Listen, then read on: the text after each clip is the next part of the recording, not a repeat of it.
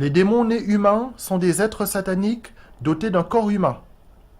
En effet, les démons ont le pouvoir de revêtir un corps humain avant même la naissance, à la conception, avant le stade embryonnaire. Les démons nés humains ou humains nés démoniaques donnent l'impression de grandir comme les autres êtres humains. Mais ce sont des êtres supérieurs dès le départ. Leurs dons et leurs pouvoirs magiques proviennent de Satan, leur maître.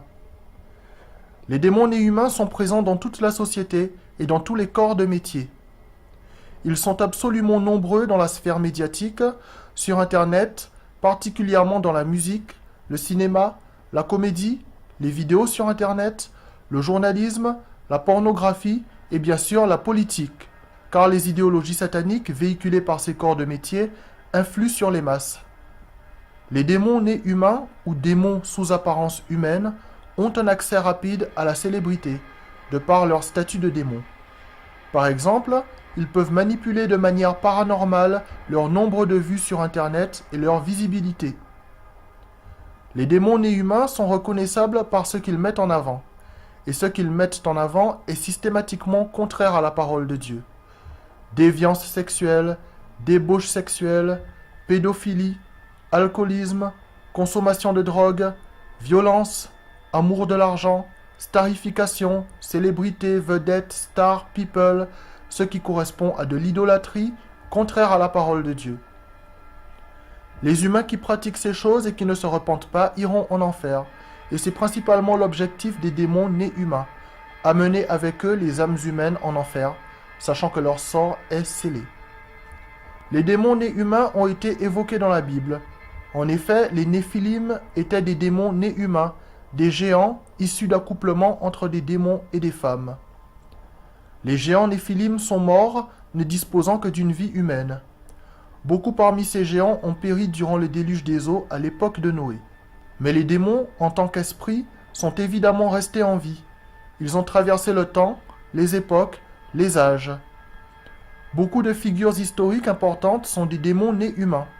Ce sont des démons qui ont revêtu des corps humains tout au long de l'histoire. Les démons nés humains ou humains nés démoniaques sont actuellement très nombreux dans notre société. Leur talent inimitable en musique, par exemple, est dû à leur statut de démon.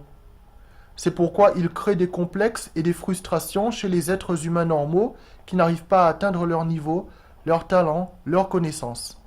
Ces démons nés humains sont, par exemple, des chanteuses avec une voix saisissante, des chanteurs qui font sensation, des musiciens impressionnants, des musiciennes de génie, qui pour réussir passent tous par un culte satanique comme la sodomie.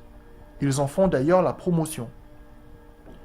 D'autres cultes sataniques sont pratiqués par les démons nés humains, tels que les sacrifices humains, les viols sur enfants, les rituels sataniques, le spiritisme, la sorcellerie.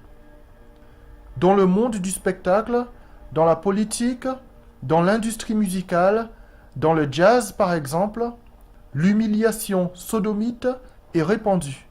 Il s'agit d'un des cultes obligatoires rendus à Satan.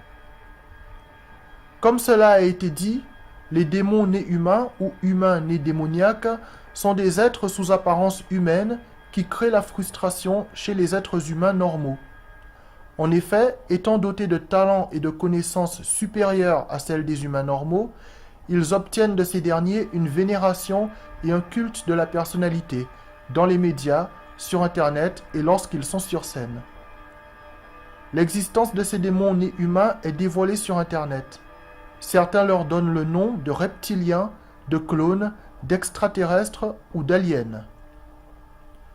Les démons nés humains ou humains nés démoniaques, ainsi que les démons spirituels, périront avec Satan lors du jugement dernier. Ils seront jetés en enfer avec les âmes humaines qui les ont suivis. Ce qui sauvera des âmes, ce qui mènera des âmes humaines au paradis éternellement, c'est la repentance en Jésus, la foi, les œuvres de foi, ainsi que la proclamation du royaume de Dieu à venir.